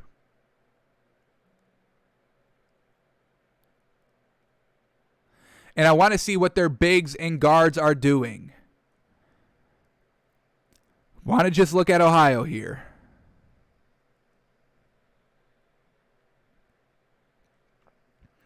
Alrighty, their guards in their last 5 games, 10 points and 1 assist for their point guard, 17 points and 6 assists for their shooting guard. That's great.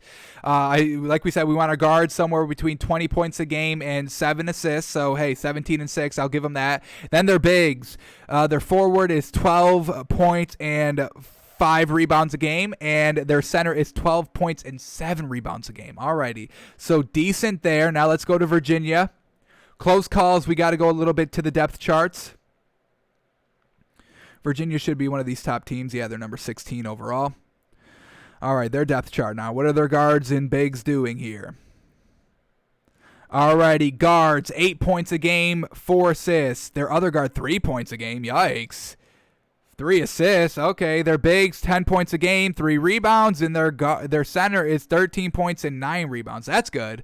But Ohio had a lot of other good stuff, so I think we're calling another upset here. Ohio beats Virginia. A 13 seed upsets a 4 seed. Wow, so we have a 12-13 matchup. Wild.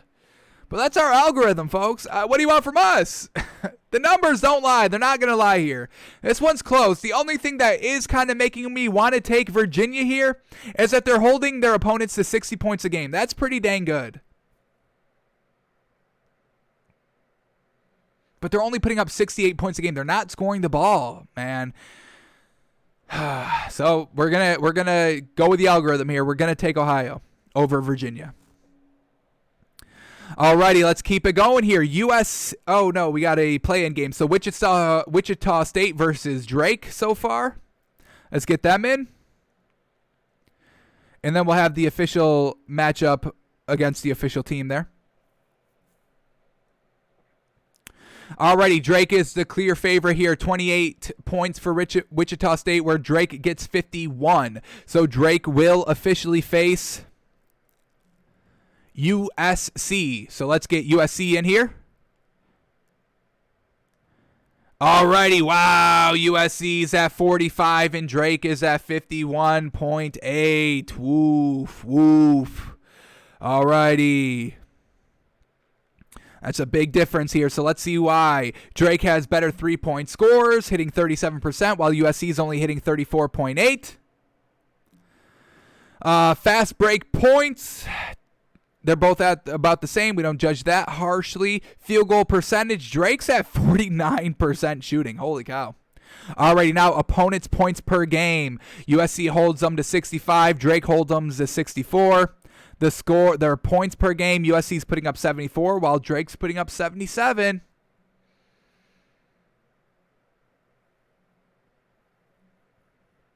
Adjusted performance.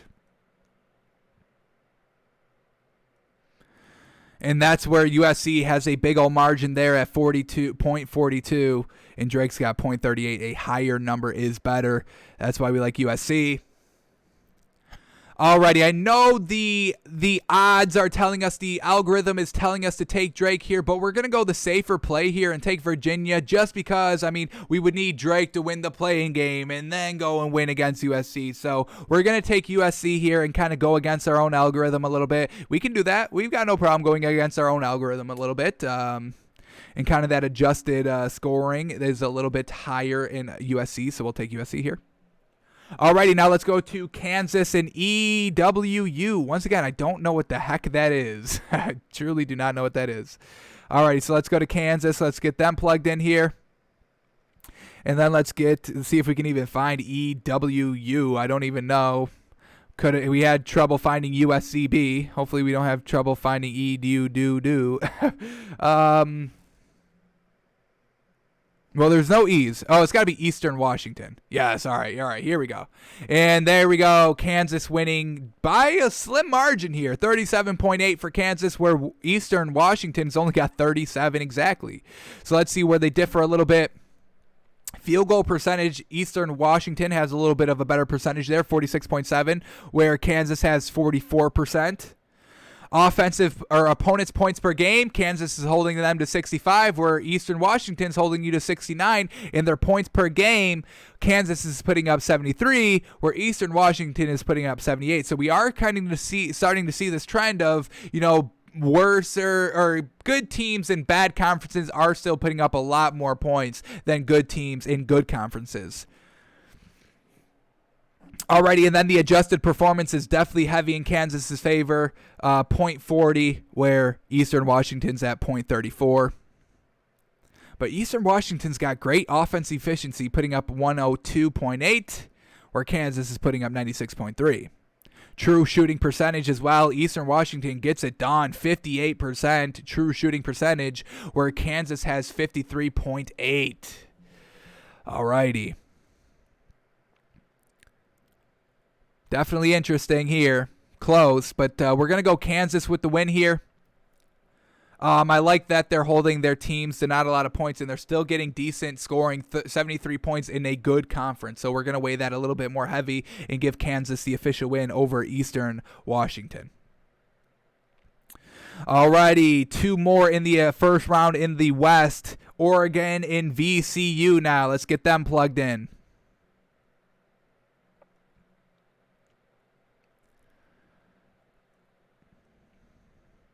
Oregon, VCU. Ooh, Oregon all day. Big time. 42 points for Oregon out of 100 and 36.4 for VCU. Oregon clearly better at three-point percentage shooting. Let's go to opponents' points per game. Oregon is holding them to 67, while VCU is holding you to 65. But Oregon is putting up 74 points a game, while VCU is putting up only 71. So, hey, getting a lot of points there. Like it. Adjusted performance is very close.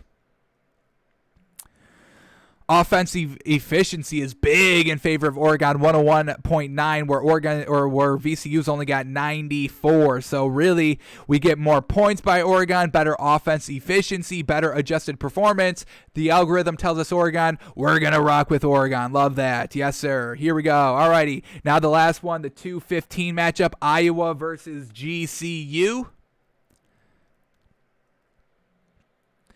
All right, let's get Iowa up in here.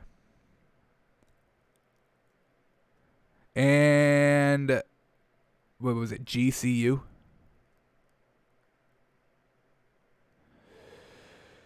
GCU in classic. There is no GCU on here. Darn it. Let's see what they are. GCU basketball. What's their thing? What are they? Grand Canyon. All right. Let's get them in here. Grand Canyon.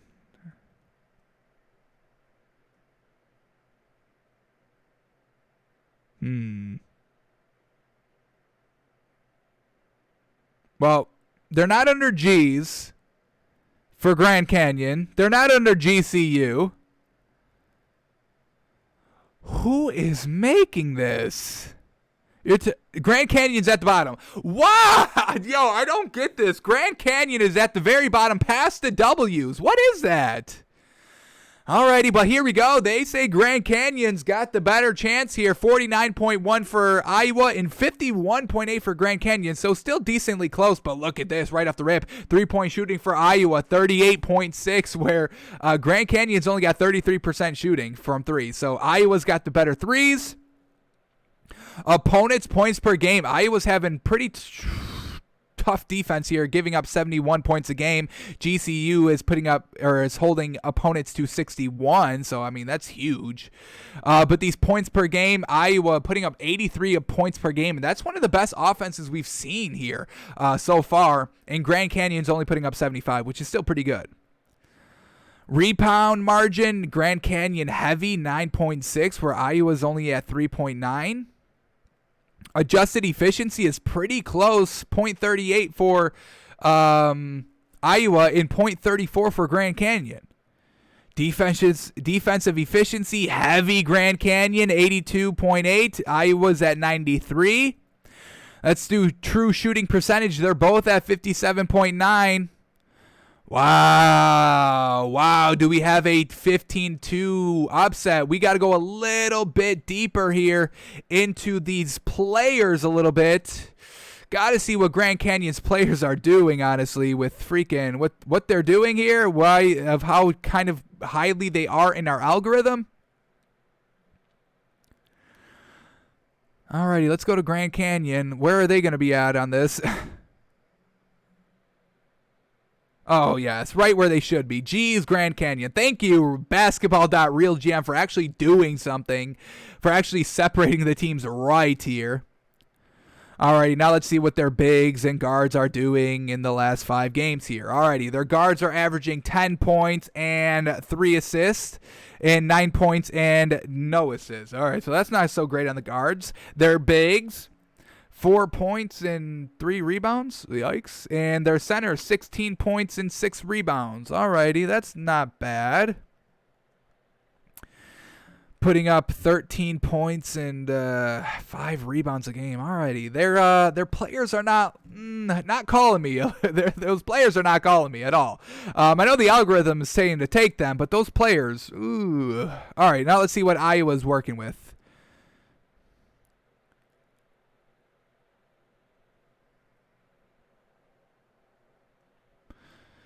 All right, let's see what Iowa's guards and bigs are working with here.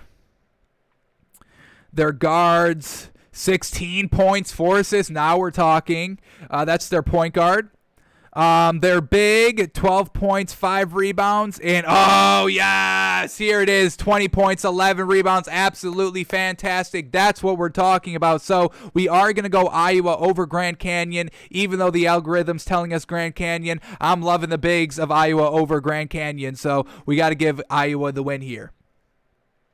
Alrighty, now let's start breaking out some second round matchups in the West. Our 1 and 8th seed Gonzaga versus Oklahoma. Let's plug them in.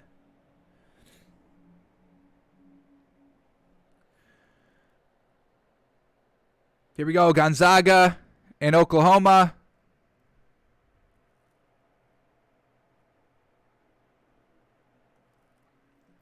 Ooh, big difference. Gonzaga's at 78.6 out of 100, where Oklahoma's at 31.3 out of 100. Holy moly. Gonzaga's got the better 3-point percent shooting.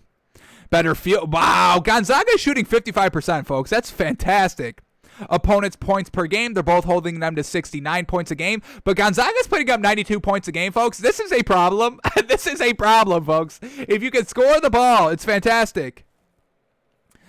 Alrighty, adjusted performance, definitely heavy into Gonzaga, 0.54.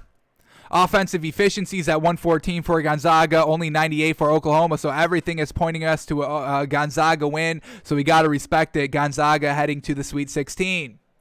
Alrighty, now we have a huge kind of upset here. USCB and Ohio, both 12 and 13 seed, upsetting the 5 and the 4 here. So USCB and Ohio, let's get them plugged in now. USCB and Ohio. Alrighty. Big favorites of USCB here, 52 out of 100, and Ohio 42.9 out of 100. Let's see which is better here. Ohio's got the better 3-point shooting a little bit, 36% for Ohio, 35% for USCB. Field goal percentage, basically the same at 48% for both teams. Already opponents' points per game, though USCB gets it done on the defensive end, 62 points a game, where Ohio's giving up 73. And USCB is still putting up 76 points a game, but Ohio's putting up 80. But I like that defensive efficiency a little bit better for USCB here. Alrighty, adjusted performance is definitely in favor of USCB here, 0.40, where Ohio's at 0.33. Defensive efficiency, 85, which is better. Offensive efficiency, both at 104. True shooting percentage, both at 58%. So, got to give it to USCB for a little bit of a better defensive performance out here. So, we'll give it to USCB beating Ohio. Alrighty, now we go to USC and Kansas in our next second round matchup.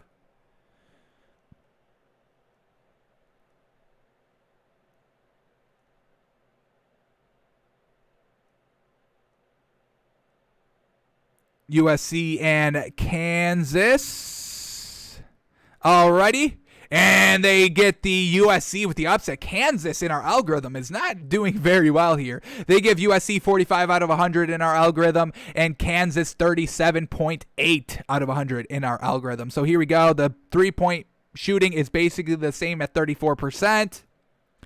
Field goal percentage, I mean, USC's got the better field goal percentage, shooting 46%, while Kansas is shooting 44%. Already opponents' points per game. USC's holding them to 65, where Kansas is also holding them to 65, so good defense here. Points per game, holy cow, this is close, folks. 74 points a game for USC and 73 for Kansas. Rebound margin is definitely heavy in USC's favor. Offensive rebounds a game are both at 10. Adjusted performance are both very close at .42 for USC and .40 for Kansas. Yeah, wow. Woof. True shooting percentage is 55 for USC and 53 for Kansas. Man, this is tight, man. This is tight. The one thing that is a clear difference in all of our stats, and it's a low one that we rank very low, is the steals per game. And Kansas is at 6.9 steals a game, and USC is at 4.8. So we're going to rock with USC here, folks. The algorithm's telling us to take them. All the stats are aligning to tell us to take them. So we got to take USC with the upset. A 6 seed beating a 3 seed here to advance to the Sweet 16 in the West. Alrighty, then the last second round matchup, back to Oregon and Iowa now. Let's get them plugged in.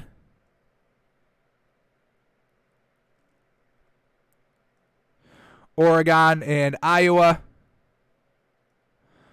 Ooh, yes, sir. And they got Iowa with the win here. 49.1 out of 100 for Iowa and 42 out of 100 for Oregon. Iowa's got the better 3-point percent shooting. But Oregon's got the total better field goal percentage, 47% shooting, and Iowa's only got 46.9 though. It's only off by 0.3, so pretty much the same. Opponents' points per game. Oregon's holding you to 67 points, and Iowa's holding you to 71, but Iowa's putting up 83 points a game, so that's still good defense and good offense, where Oregon's only putting up 74 points a game. That's 10 more points a game for Iowa. Alrighty, offensive rebound numbers. Iowa's got a better rebounding up there. Defensive efficiencies, very close here. 92.4 for Oregon and 93 for Iowa, but a lower number is better there. Offensive efficiency is better for Iowa, so comparable defenses here, but better offense. The algorithm tells us to take Iowa. We're going to take Iowa to round out the second round here. Alrighty, now we go to the Sweet 16 here in the West. Here we go, back to Gonzaga in USCB. Can they upset another opponent here? Alrighty, so Gonzaga and UCSB. They say Gonzaga still winning 78.6 out of 100. USCB 52 out of 100 here. Gonzaga's got the better 3-point shooting. We know that they've got the opponent's points per game is in USC's favor, 62 points a game, while Gonzaga's still holding you to 69. And 69 is good. Under 70 is real good. That's what we've been seeing so far. But the main difference here is the points per game. Gonzaga's putting up 92, where UCSB is only putting up 76. So the points there is definitely in Gonzaga's favor. Offensive rebound is tied at 8.2. Adjusted performance is heavy into Gonzaga. Offensive efficiency is heavy in Gonzaga. Defensive efficiency is both the same at 85. True shooting percentage is heavy in Gonzaga. Look at this. True shooting percentage is 64% for Gonzaga. That's absolutely magnificent. So, got to go Gonzaga here. UCSB, great run, but it's going to end there in the Sweet 16. All right, who will be joining Gonzaga in the Elite 8 here in the West? USC or Iowa, the 6 or the 2 seed? All righty, USC. Get them loaded in here, Iowa. And here we go. They give it to Iowa, 49.1 out of 100. USC at 45 out of 100. So still decently close. Iowa's the better three-point shooter. 38% for Iowa, 34% for USC. Opponents' points per game. USC does have better defense here at 65%, and Iowa's at 65 points a game for their opponents, and 71 points a game for their opponents for Iowa. Points per game, though, is Iowa heavy. Iowa's got the better offense there, 83 points a game, where USC is only putting up 74. Rebound margin is heavy into USC, though, kind of doubling their rebound margin, 6.8 for USC, where Iowa's only got 3.9. Defensive efficiency is better for USC, 86.2, 93 for Iowa. Lower number is better, but the offensive efficiency for Iowa is better, 108 over 99 for USC. True shooting percentage is a little bit better for Iowa, 57% and 55% for USC. So very kind of close here. We have a better offense in Iowa or a better defense in USC. Ugh. Which one do we take? Do we take the offense or for the defense? Once again, Iowa's bigs, that 20. Oh, man, that's real great, man. 20 points and 11 rebounds. That's going to get it done. Or we look at USC. 17 points and 9 rebounds. So they do got a good big as well. Wow. Did they face each other in the regular season? Since they're in the same division, they may have faced each other. So we may have some help here. USC and Iowa, please face. We need a tiebreaker here. All the stats are really kind of even, man. It's real close. They did not face each other this season. Darn it. Oof, this is real tough. This could go either way. Darn it. But the scoring's got to be there. I do like good defense, but we've got to have good offense to go along with it. And Iowa's got good defense, but with better offense. Man. Ugh. Almost 10 more points a game for Iowa. That's really where I'm getting hung up on.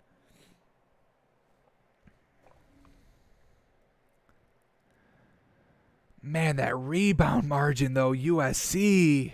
But Iowa's got a good big two. They got a good big two. Got to go Iowa here. We're going to go Iowa. Oof, this is a tough one, though. If this one bites us in the butt, I'll be upset. Alrighty, and then the last matchup here in the West for today, Gonzaga versus Iowa. Now, who are they going to give it to? Got to give it to Gonzaga because their scoring output is absolutely wild. Alrighty, still 78.6 for Gonzaga and 49.1 for Iowa. Alrighty, 3-point percent shooting is better for Iowa.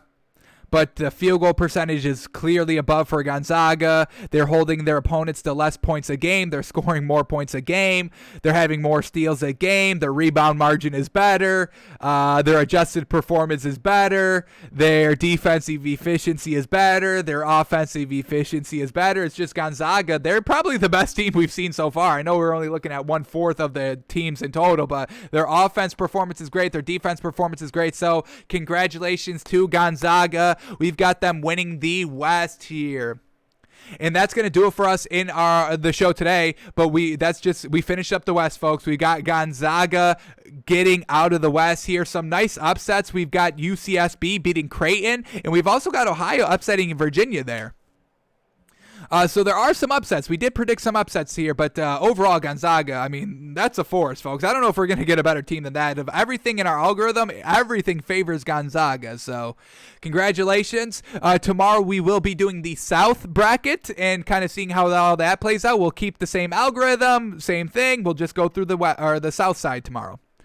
Alrighty, that's gonna do it for us today because we went absolutely way long. I know, we went 45 minutes deep just in the stories alone. We're not gonna have that tomorrow, I don't think, unless a lot of things happen.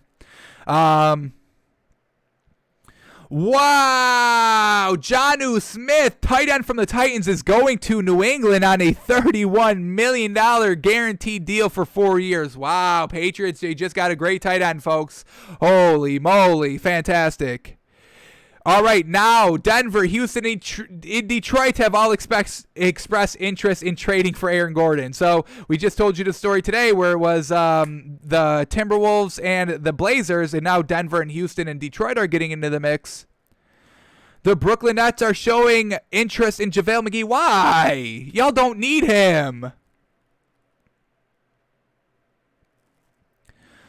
Let me like that because I'm going to go on that tomorrow as well. I'm going to go into that. Anything else here?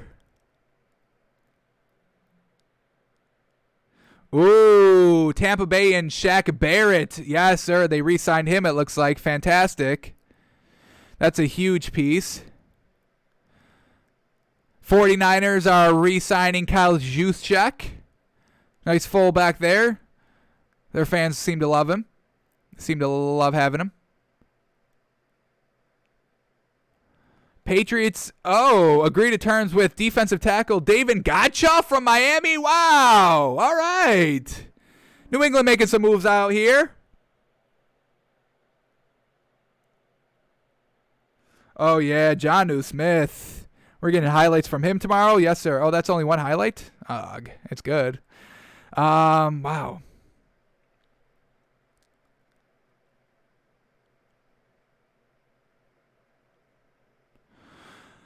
Alrighty. Shaquille Barrett returning for the Bucks. That's absolutely huge. Alrighty.